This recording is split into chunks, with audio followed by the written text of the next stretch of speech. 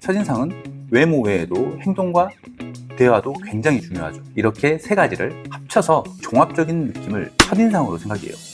나름 외모 관리가 잘 된 남자들도 행동과 대화에서 낙점 수준을 얻게 된다면 첫인상은 껄렁한 남자가 되기도 하고 날티만 나는 사람이 되기도 하는 거죠. 외모가 중요하다는 건 누구든지 다 하는 이야기니까 어느 정도 평범한 수준은 된다라는 전제하에 대화와 행동을 중심으로 크게 변화할 수 있는 가장 확실한 4가지 방법을 이야기해 보겠습니다. 첫 번째, 남자들이 가장 많이 하는 실수이기도 한데 쉬지 않고 질문을 던져요. 정적이 흐르거나 써먹한 걸 못 참아서 그런다는 건 알죠.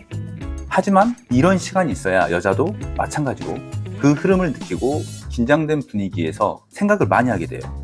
질문을 했다면 그 답변이 오기까지 기다리지만 말고 이런 상황 속에서 상대의 표정이나 말투, 행동을 유심히 관찰해 보는 게 크게 도움이 돼요. 이렇게 관찰한 결과와 대답하는 내용을 고민해보고 단순한 정보만을 얻어내려는 질문이 아닌 감정 교류가 가능한 이야기를 하는 겁니다. 감정 교류가 가능한 대화라는 건 가치관과 사고방식이 서로 이해할 수 있고 존중할 수 있을 때 발생해요. 대략 질문의 수준 차이로 본다면 상대방의 직업이 교사라고 했을 때 일반적인 정보성 질문은 어디 학교인지, 애들이 힘들게 하지 않는지와 같이 단순한 정보를 취급하죠. 하지만 감정교류가 가능한 질문은 교사라는 직업을 왜 선택하게 되었는지, 이러한 질문은 근본적인 가치관과 사고방식을 표출하게 만든다는 거예요. 예를 들어 이에 대한 대답으로 부모님이 교육자셔서 어렸을 적부터 영향을 많이 받았다라고 한다면 우리는 부모님의 영향력과 과거에 대한 기억에도 관여해서 질문할 수도 있겠죠.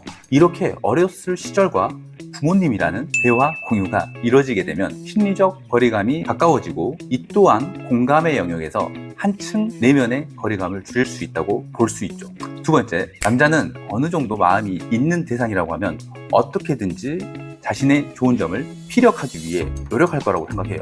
하지만 그 대화에 방법이 잘못되어 있다고 봐요. 대부분 짧은 시간이 되었건 긴 시간이 되었건 자신이 대화의 주제가 되어 열심히 리드하고 싶어 할 건데요. 자신을 주제로 이야기를 하면 동네 형부터 사돈의 팔촌까지 나오는 대화 방법을 쓰는데 정말 쓸데없는 투머치 토크가 이루어지는 상황들이 많죠. 대부분 이런 상황은 딱 반대로 하면 아주 쉬운 방법으로 대처가 가능하다고 말할 수가 있어요. 상대를 주제로 대화를 주고받는 방식으로 하되 한 사람만 너무 많이 말하지 않도록 균등한 수준으로 리드만 하라는 거죠. 이 밸런스를 적절하게 유지하게 되면 아주 자연스럽게 상대방은 자신과 나와 교류할 수 있는 점들을 찾게 되고 어떻게든지 공감할 수 있는 내용을 함께 하려고 해요. 이건 여자 입장에서는 배려이기도 하고 자신의 정보가 드러난 만큼 상대방에 대한 궁금증들이 생기기 때문이에요.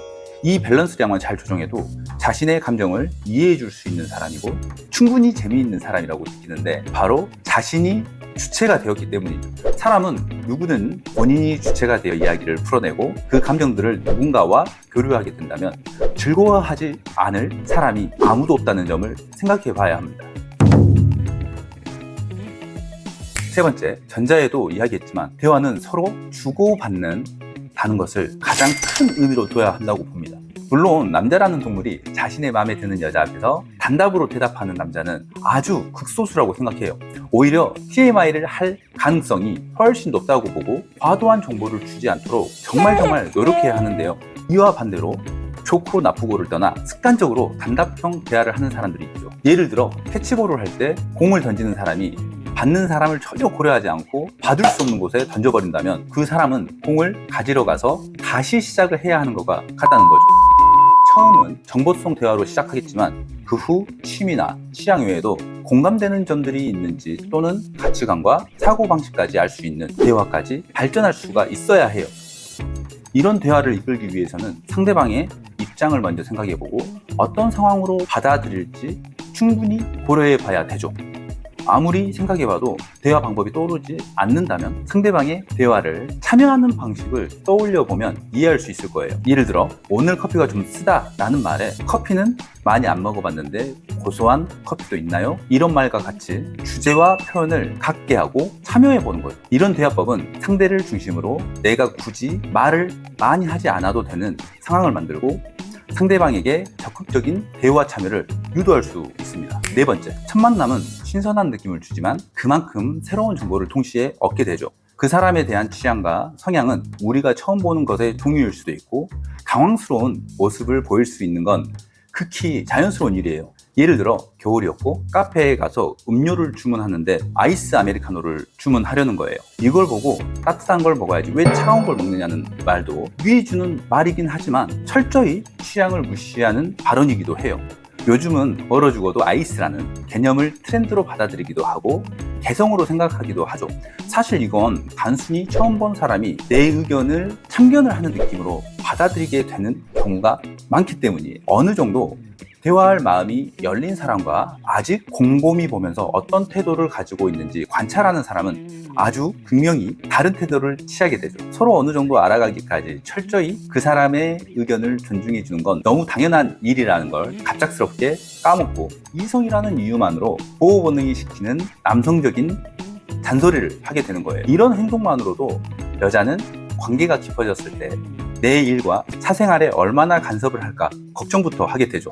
시간이 지나고 마음이 열리면서 서서히 해도 늦지 않아요.